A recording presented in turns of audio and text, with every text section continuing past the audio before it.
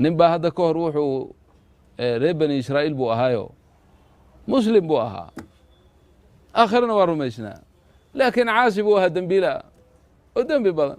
أو أعمال صالحة عن لهين حساهاتي مال قبين بو أها خصلوا الأهر أرنبو لهايو يعني عادو وهيدو وحورن جري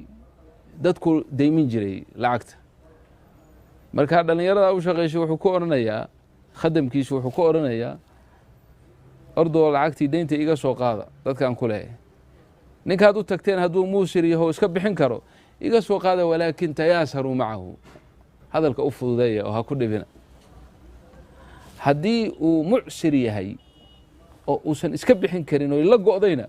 tajaawazu canhu iska cafiya lacala allaha an yatajaawaza cana yowma alqiyaama waxaan ilaahay ka rajaynaynaa inuu annagana yowma alqiyaama iska keen cafiye intaasoo odhan jiray khadamkiisa saasay ku shaqayn jireen kii mucsirkaa iska dhaaf sayidkeenna iska dhaaf wey lacala allaha an yatajaawaza cana ilaahay ninkii yowma alqiyaama uu keenay wuxuu yidhi maxaad camalood saalixood haysataa waxba ma haysto ma cinduu ay camal saalix ilaahu arrintaasaan lahaa buu yidhi oo maxay ahayd dadkan lacag deymin jiray oo xoolahayga deymin jiray oo markaa haddii uu muusir yahayna tayaasaru macahu baan ku oran jiray shaqaalahayga hadduu mucsir yahuusan iska bixin karinna tajaawazuu canhu lacala allah an yatajaawaza cana baan oran jiray ilaahay wuxuu ku yidhi naxnu awlaa bihada mink annaga ayaa karamka iyo wanaagga kaaga awlaysan tajaawazuu can cabdii addoonkaygana iska cafiya adkhiluhu ljanna jannada hata waxba fiirinina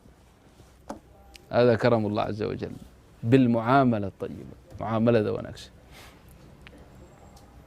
marka sharikaadkiina idinka waxaa lacag ku leedihiin ma jiraa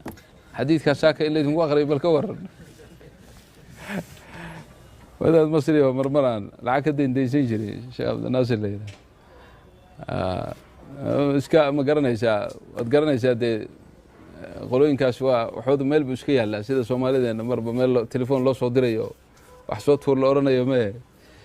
markaasaan lacag ka qaadan jiray beri hore ahaydo maalintii dambe uu yidhi sheekh waraaqdii waa dheeraatay aad deynta qaadanaysa iska ilaali waana ardayga quraan buu igu hay alwaraqa taalat ya sheekh cabdirashiid buu yidhi waa wax badanaa meeshan jira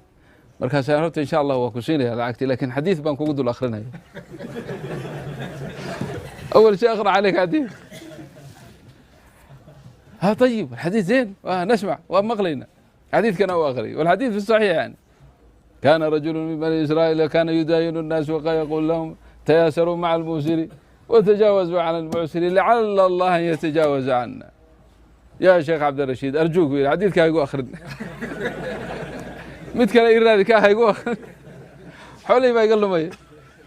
لأن هذيك لي ودينكم اللي ضد كلام دين كلها فمشكلة كبيرة زي ما تقول لكنه حديث المهم واحد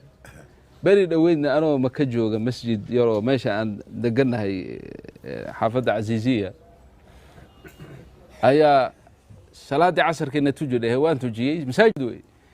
كتاب ماشي يالله فضائل الأعمال كوي يالله عماش فضل هذا كشيء كينه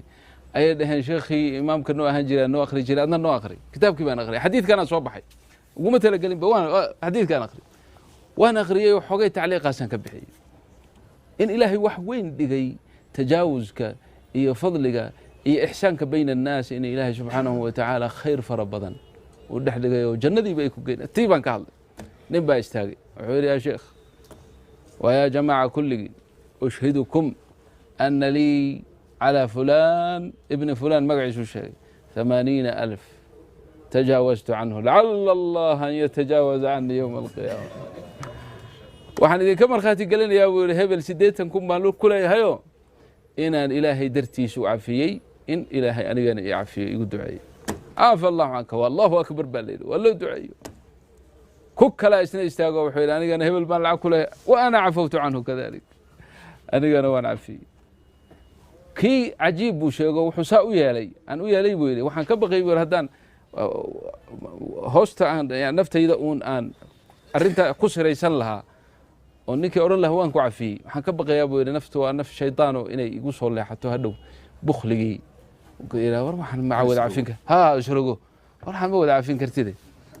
marka saasaan idiin markhaati geliyay buu